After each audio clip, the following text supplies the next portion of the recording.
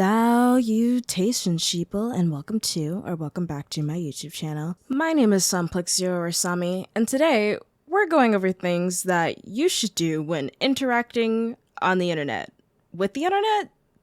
When you're on the internet, that I personally think are common sense, but I see so many people that make me doubt that. In my ungodly amount of years on the internet, I have lived and I have learned the hard way. I've also seen people not learn at all. The point of this video is to hopefully help some people avoid learning the hard way and remind others to exercise caution. I would also like to start this off by saying that by no means am I an expert in this topic. I just rarely touch grass, and I want to help people stay as safe and as sane as possible as they can be on the hellscape known as the interwebs. If you have a second, why don't you go ahead and like and subscribe, and maybe comment the word mushroom while you're here, cause why not? Who doesn't like mushrooms? Okay, we're starting off with some things that you should probably keep in mind. 1, people get on the internet and lie. If they lie, they do not tell the truth. Do not believe everything that you read or see on the internet. 2, some of you guys don't lie enough. Why are you telling me where you're working, where your house is, exactly what street you live on, what security system you have? That's a little bit too much info, guys. That's not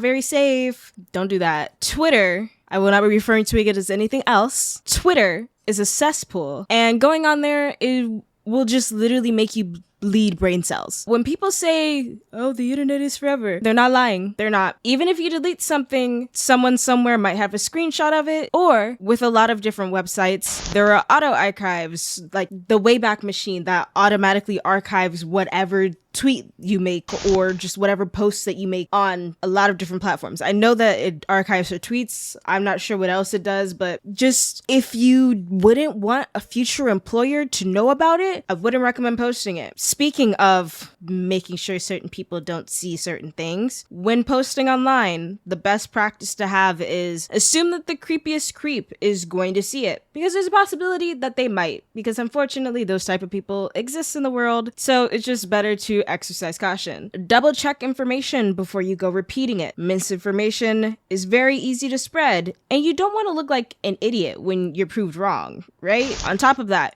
Google is a resource. It is free. Please, for the love of gods, use it. But also, do not use it to diagnose medical or mental issues. WebMD, it can be a little bit helpful to be like, hey doctor, I have these symptoms and I'm a little bit scared. Can you do tests to make sure that it's not this thing that WebMD says that it is? But if you can't afford it, which a lot of us can't, try and go to a doctor. Pretty please and thank you. Also, on top of that, for not necessarily younger people, but people who are in the self-discovery type of phase, it is very unlikely that a straight person is taking a "Am I gay?" quiz. Do with that information whatever you will. That's all I'm going to say on that. Looping back to Google, the first 2 to 3 links that show up, depending on the topic, are probably there because they're ads. Proceed with caution. Do not, and I mean do not, download files that you're unfamiliar with the source of them, because you don't want a virus on your computer. That would not be cool. That you can't afford a new computer.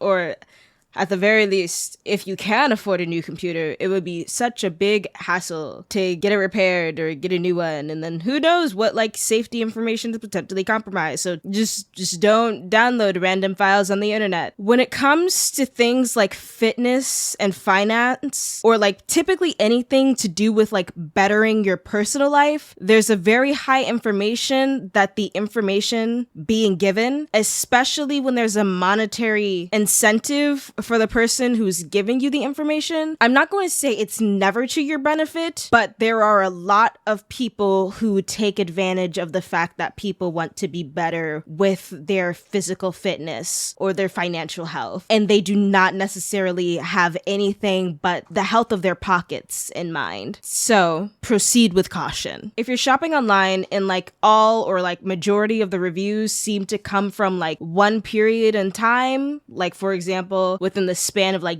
days of each other, especially if they're all like good reviews with like questionable wording and you can't even tell like exactly what they're reviewing. Proceed with caution. Those may be fake reviews, or the product recently blew up and everybody loves it. Who knows? But proceed with caution. A very good tip that I would like to share when you're looking into the quality of certain products, if you search name of product and then Reddit afterwards, there might be a Reddit thread about it where people are just going to be as honest as possible with that about it, because typically there's no financial incentive for them. At least I don't think so. So that might be a good safe way to gauge and look at reviews that way. This one kind of gets more into a personal pet peeve of mine, but if you're scrolling through social media and somebody says something that upsets you or you do not understand, check the surrounding area before asking questions and all that stuff. So like check the caption of the TikTok or Instagram video or the YouTube video. Check the comment section to see if it's pinned or anything like that, or this something along those lines. Like check for an answer to your question or your upset before asking the question or talking about what has upset you. Because hey, maybe it's already been addressed or maybe the question has already been asked. I just think we save everybody time that way. I will admit I'm also guilty of this, but I try not to be. So this section is a little bit smaller because I couldn't think of really many things for this, but things that you should really stop doing. 1, please stop sharing sensitive info online. For those of you who are less familiar with what counts as sensitive information that you probably wouldn't want the internet to have, your address, your place of employment, any sort of number related to money, i.e. your bank account number, your social security number, your credit card number, you should not be posting that anywhere. I've seen way too many people posting pictures of their credit cards online, and I'm not fully certain that all of them are fake. And then on top of that, I've also seen a lot of people put phone numbers, like their own phone numbers, into videos, or phone numbers of their friends and family into videos, and not expecting that video to go viral. People are gonna call a random phone number if it's available to call. Proven by, I believe, Billie Eilish was whispering some phone number in one of her recent songs, and people were calling the number, and also they ended up calling the wrong number. People are gonna call numbers. So if you don't want to receive random calls, keep your number hidden. Keep all the numbers hidden. We don't want any of your number. Well, people do want your numbers, but they don't want it for good reasons, you know? Getting into fights with people online, please stop that. It's not worth your time. It's not worth your energy. A lot of people just feed off of fighting, and you're just giving them what they want. Like, they know, like, rage bait is a thing. I'll go into that at another time, but stop doing that. Stop getting into fights. It's not worth it. That's not, stop doing that. No more fighting with random strangers online. And this is an attack on myself too, because I love getting into fights. That is my confession for the day. Another thing to please stop, which kind of goes back into something else I said a little bit earlier. Please stop watching videos online and then asking questions or making statements before seeing if those questions or statements were answered and addressed. Very often people watch a video that's like 20 seconds long. They have a question come up at 10 seconds. They pause the video, go into the comment section and ask that question, and the question was answered at 15 seconds. I'm not gonna say anything more on that. It's just a personal pet peeve I have. Actually, on that same note, not asking enough questions. This